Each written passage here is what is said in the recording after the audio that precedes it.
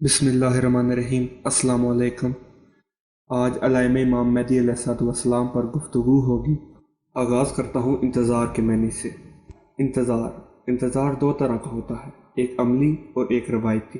ایسا انتظار جو کارآمد نہیں ہے، جو کاریگر نہیں ہے، وہ روایتی انتظار ہوتا ہے، اور وہ جو عملی انتظار ہے وہی حقیقی انتظار ہے۔ کبھی کبھار ایسا ہوتا ہے کہ ایک معتبر شخصیت آپ کو خط لکھتے ہیں کہ میں آ رہا ہوں، آپ مجھے لینے کے لیے آ جائیے گا، لیکن آپ نہیں لینے جاتے اور وہ آپ کے گھر آ جائیں اور آپ سو رہے ہوں، وہ آپ کو جگائیں اور آپ سے پوچھیں کہ آپ کو میں نے خط لکھا تھا کہ ہمیں لے لیجئے گا شہر سے باہر، اور پھر آپ ان کو جواب دیں کہ ہم آپ کے ہی انتظار میں سو رہے تھے، ہم آپ کا انتظار ہی تو کر رہے تھے، آپ کا انتظار کرتے کرتے آنکھ لگ گئی اور ہم سو گئے، اور لیجئے آپ تو آ ہی گئے۔ اور ایسے ہی کسی دوسرے کو خط لکھا، وہ نہ صرف خود لینے آیا بلکہ 10-12 افراد کے ساتھ جلوس کی شکل میں آیا اور عزت کے ساتھ اپنے گھر لے کر آیا۔ اب ان دو انتظار کے درمیان فرق بہت واضح ہو گیا ہوگا آپ کے سامنے۔ ایک انتظار یہ ہے کہ انتظار ہے اور آپ پڑے سو رہے ہیں، اور باخدا سو نہیں رہے، مر گئے ہیں، مردہ دل ہیں جو انتظار کا نام لے رہے ہیں اور عملی طور پر قدم بھی نہیں اٹھا رہے، اپنے ہی گھروں میں گرے پڑے سوئے انتظار کر رہے ہیں۔ خالی زبان ہلا کے کون سا انتظار ہوتا ہے؟ انتظار تو اس طرح کا ہوتا ہے کہ خود بھی جائیں اور ساتھ 12 بندوں کو لے کر بھی جائیں، اور ایک جلوس کی شکل میں عزت کے ساتھ لے کر جائیں۔ ایک انتظار ہے کہ سوئے پڑے ہیں، یعنی مرے پڑے ہیں، اور دوسرا انتظار کہ تیاری ہو رہی ہے، لینے جانا ہے۔ ہمارا مقصد انتظار کرنا ہے۔ کون سا انتظار؟ وہ انتظار کہ فرمایا رسول خدا نے کہ 23 رمضان شب قدر میں عمال کرنا۔ امام مہدی علیہ السلام کے ظہور کے قریب کی بات میں بتا رہا ہوں، لیکن اس کے بعد جب صبح ہو تو اپنے گھروں کے دروازے بند کر لینا، اپنے گھر سے باہر نہ نکلنا 23 رمضان کو۔ کس رمضان میں؟ جس رمضان میں ایک ہی مہینے میں چاند گرہن بھی اور سورج گرہن بھی ایک ساتھ لگیں گے۔ سورج گرہن پہلے لگے گا اور چاند گرہن بعد میں، جبکہ عام طور پر چاند گرہن پہلے ہوتا ہے اور سورج گرہن بعد میں، مطلب اس سال کے حساب سے یہ الٹا ہو جائے گا۔ آدم سے لے کر اب تک ایک ہی مہینے میں دونوں چاند گرہن ساتھ اس طرح نہیں لگے کبھی۔ نبی اکرم فرماتے ہیں کہ جب رمضان میں دونوں چاند گرہن ایک ساتھ پڑ جائیں تو اس مہینے کو شب قدر میں اعمال پڑھ کے صبح کو گھروں سے نہ نکلنا۔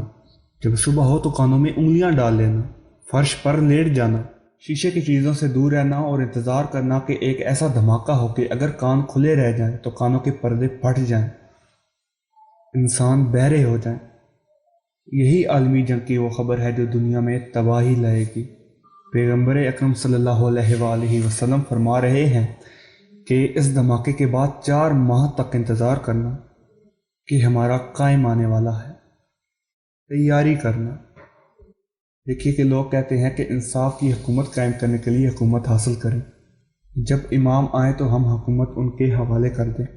ایران کے متعلق مجھے یہ بات اس حد تک صحیح لگتی ہے کہ اور روایتوں میں بھی ہے کہ ایران کے 3 ٹکڑے ہو جائیں گے۔ علامات ظہور میں ہے کہ صرف خراسان میں شیعہ سمٹ کر رہ جائیں گے۔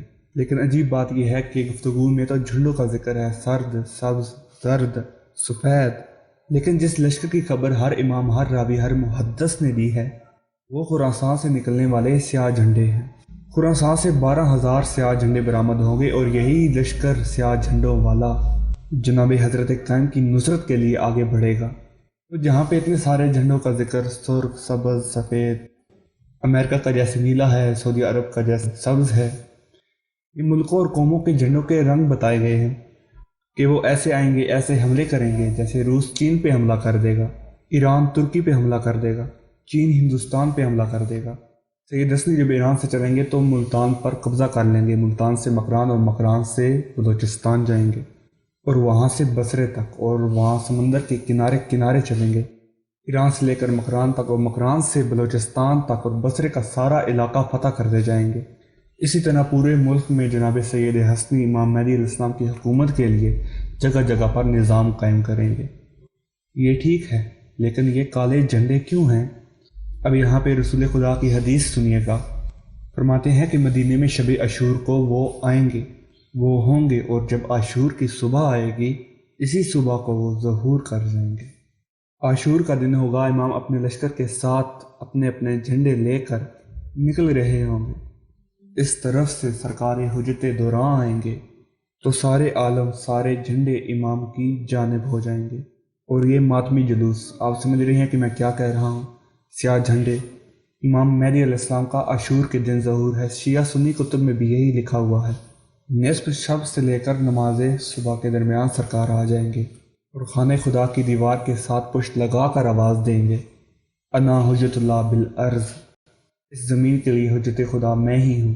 سب سے پہلے ارض سے جبرائیل آ جائیں گے، آپ کے ہاتھ پر بیعت کریں گے، پھر اسرائیل، پھر میکائیل، پھر اصحاب کہف، پھر ابو دجانہ مقداد، عمار، پھر حضرت ابو ذر سلمان محمدی، پھر نبی اکرم کے باوفا صحابہ اور امام کے صحابہ آپ کے ہاتھ پر بیعت کرتے جائیں گے، یہاں تک کہ حضرت الیاس آئیں گے، حضرت خضر آئیں گے اور انبیاء آتے جائیں گے اور بیعت کرتے جائیں گے، یہاں تک کہ صبح کا وقت ہو جائے گا۔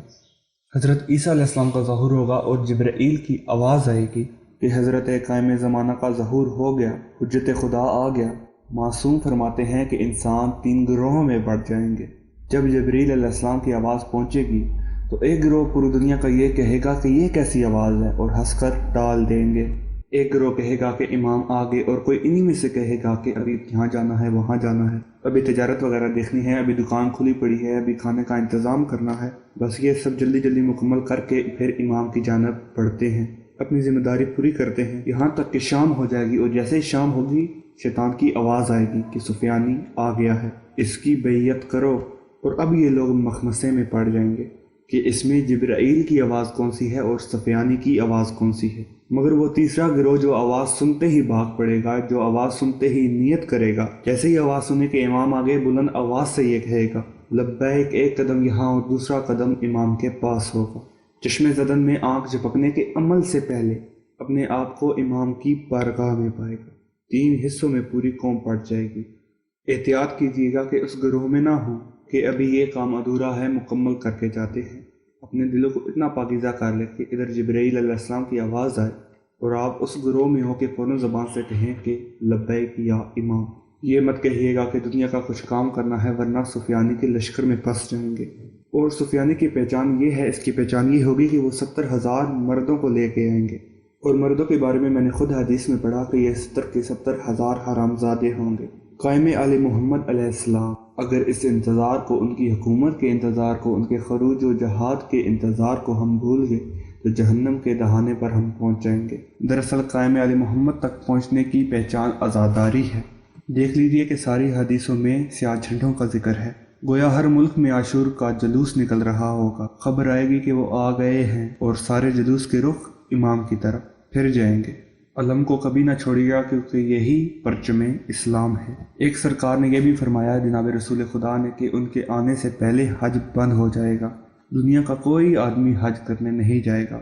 یہاں پہ کچھ لوگوں نے استدلال کیا اور سالوں کی تعداد بتائی، اور کچھ نے نہیں کیا، لیکن بس یہی کافی ہے کہ سرکار نے فرمایا کہ حج بند ہو جائے گا، کوئی حج نہیں کر سکے گا۔ جناب نبی معظم فرماتے ہیں کہ میں دیکھ رہا ہوں کہ حبش کا عیسائی بادشاہ داخل ہو چکا ہے اور اپنی کدال لے کر کعبے کی بنیادوں کو گرا رہا ہے۔